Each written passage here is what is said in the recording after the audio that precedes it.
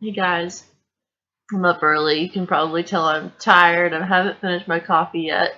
And this is rare. I usually don't do anything until I finish my coffee. But I woke up thinking about the thing in Texas, the interview with that man on NBC, where he says that they're killing people in the shelters. If you followed me for a while on YouTube, you know what I'm talking about. You know that I've dreamt about this. I've made videos on it. Like, since 2015, y'all. I'm going to show you proof of that. I'm at the point now where I don't even care if you think I'm nuts. I don't care. My biggest fear is you going into that situation completely blind, having no clue what's about to happen to you, and then all of a sudden you have to die. I mean, can you imagine that? These people, they don't even know. They don't have any clue about the conspiracies that are actually happening in this country, in this world. You know, they might hear about it and laugh at it, but they might not ever hear about it, and then all of a sudden their whole life crumbles before them because they thought that this was a pretty nice place to live. Well, yeah, for now, until some crisis happens and they use that as an opportunity to get you somewhere. The depopulation agenda is not something new. It's written in stone in Georgia. You can look up the Georgia Guidestones. The only reason I know about this is because the Lord started showing me these things in dreams, okay? I was just a normal 20-something-year-old, went out and partied, like, as much as possible, didn't care about the politics or conspiracies, never thought about this stuff, it was just not in my mind. I've been saved since I was a child, but I went off and did my own thing and lived in sin, and I got punished for it. But I didn't get into this stuff on my own, okay? The Lord woke me up. He showed me these things. I'll show you the video, specifically where I state, do not trust the rescue people. I said that there would be some crisis. I didn't know if it would be a natural disaster or a terrorist attack, or, I just knew that they would use some type of crisis to get people somewhere and then kill them. Okay, you might think, why would they want to kill us? If you don't believe in what the Holy Bible says, then you're going to think I'm even more nuts. But the highest level, the people at the highest level of power in this world worship the enemy. It's true. I know because I was threatened by them personally. I made a video about the Walmart FEMA camps. It started going viral. I got a message or a comment. Sorry, it was a comment from a few people that were really strange. I've never received comments like that. They were talking in some kind of code, and I knew who they were. I found out who they were, and they were one of them. And it really bothered me, but now it's like, whatever. I mean, you're going to chop my head off anyway. I've seen it happen several times in my dreams. Whatever. I'm here to tell y'all the truth. So what I think happened, and I could be wrong, I'm just giving you my thoughts. I think that solar eclipse meant something. I think it was a warning from God. I think God has backed off a little bit from America because we've pushed him away. Because he is so kind, he's like, okay, I'll give you what you want. I'll back off. He doesn't force himself on us. When you reject God, you also reject protection, because he is our protection. He is our sound mind. He is our steady hand. He is everything that we take for granted. And when he backs off, it's noticeable. Okay, so I think what's going on right now is this hurricane possibly was caused by HARP, deliberately to get people into shelters and finish them off, because that's what their agenda is. It's published. It's on stones.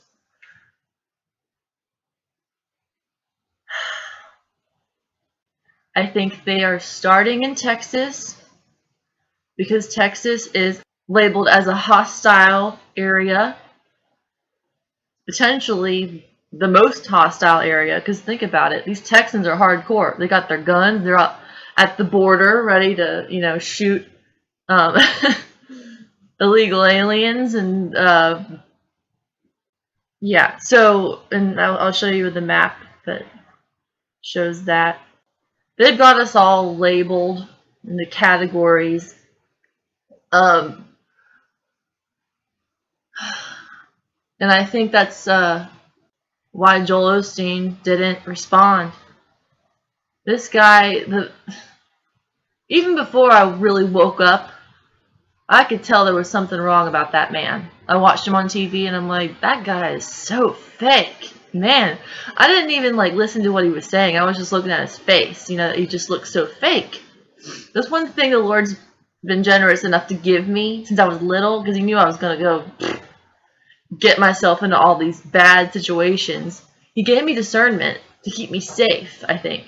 And I think all women kind of have a level of discernment, since we are the weaker vessel and we can't really defend ourselves physically. So, the Lord gives us this, discernment. So we avoid dangerous situations. But anyway, so I think Joel knows what's going on. I think he is part of the program. I think all these famous people are, in cahoots with each other. Like he knows Oprah. I mean, he hangs out with Oprah, and she's totally Antichrist. So if he knew what was going on, why in the world would he mess up their plan by taking people to his church? It makes sense. But he did provide a nice distraction from what's going on. Like, all these people are potentially getting murdered in these shelters, and everybody's all looking at Joel. They're not thinking about the people that are already in the shelters. They're looking at Joel and the people that are not in the shelter. See? But anyway, I'm going to go ahead and show you my video, and I'm going to show you the video of the guy on NBC. Alright? Love you guys. God bless. See that? September 29th, 2015. The crisis in this stream was an EMP attack, but the result was the same. Basically, being taken to shelter. And, yeah, you can guess what happens next. Okay, so listen to this. So, in that moment of desperation, everyone started getting knocks on their doors. Because how else are they going to address the plan of action, right? We can't contact anybody to find out when our power's coming back on. Two men were at my door. They were police. They were dressed in the police state outfit, the SWAT-looking things. One white man, one African-American man. One of them started searching my apartment, looking for weapons and electronics. So they were pretty much trying to take our defense and our communication away. And then the other man pulled me out and attached me by handcuffs to a string of people. And they led us to a vehicle. Next thing I know, I am in, I want to say FEMA camp. And I say this because I found pictures of this later. There were lots of cots, like small cots you would see in a prison. And it kind of looked like a mixture between a prison and a hospital. There were medical staff around. The nurses were dressed provocatively, like a, like the sexy Halloween costume. The nurses were also treating us like we were below them, like laughing at us and making fun of us. And we were also dressed in prison outfits, solid color, top and bottom. And we were allowed to be outside for like 15 minutes every day. But it wasn't like green grass. It was a slab of concrete with a fence and multiple cameras facing in at us. Another strange thing about it was everybody else seemed fine. They're just like, well, we're here, we're safe from the attacks. I knew what was going on. I was trying to get everybody on my side. Like, do you see what's going on here? We're being imprisoned. We're being treated like prisoners. We can't even communicate with our families. Like, why aren't you upset? I guess at some point The guards realized that I was causing problems, and they took me to a desk where I guess you're checked in and out. Next thing I know, someone's telling me that I'm being released to go home under the supervision of a FEMA worker. He was a young man, about my age, good looking, but I knew he was there with the worst of intentions, so I pretty much tried to flirt with him in order to get him to change his mind about killing me. Not, you know, trying to seduce him, but just befriend him, make him feel guilty about what he's sent there to do. The next day, he gets a call, and I'm assuming it was from his supervisor, and next thing I know, he walks up to me and injects me in the neck with something. And then I just fall, and I wake up. And there were other parts of the dream where I kind of like left to see something and came back. There were all these animals being given away in the middle of a carnival, and I'm assuming these are all the pets that were left behind when people were taken. Another weird thing, a carnival that kind of gave me an idea of the time that this happened, because when do carnivals usually happen? In the fall. We're in the fall, so a little strange, especially with the blood moon coming up. In this carnival, I found my boyfriend, well then boyfriend, and he was with his family, and I couldn't talk to him. So it was almost like I wasn't really there. I think God was just showing me what was going on the outside world. When I woke up from this dream, I told him about it. And this is really strange because he had a dream about being at a carnival while I was dreaming about this. And that's happened before, actually. We've had the same dream before at the same time. Okay, so basically what I'm really trying to get across to anybody who sees this, and I hope a lot of people do see this, there will be some type of disaster or terrorist attack, and the government will actually be the force behind it. You can't trust the rescue people. Alright? You can't. Jake, who is homeless. Jake, you found yourself some shelter here. Why are you outside during this entire hurricane? Well, I chose not to go inside yesterday because the Salvation Army and Russian Winds homeless shelter where they were accepting people were caught killing everybody that was in there. I'm sorry. Right. Okay. All right. So clearly you're homeless, and there are some challenges that you face, sir. I'm just curious, what has it been like out here for you? It's been a little miserable since about 12 o'clock last night. It wasn't too bad before then.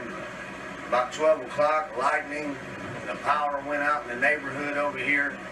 And I'm actually a police officer.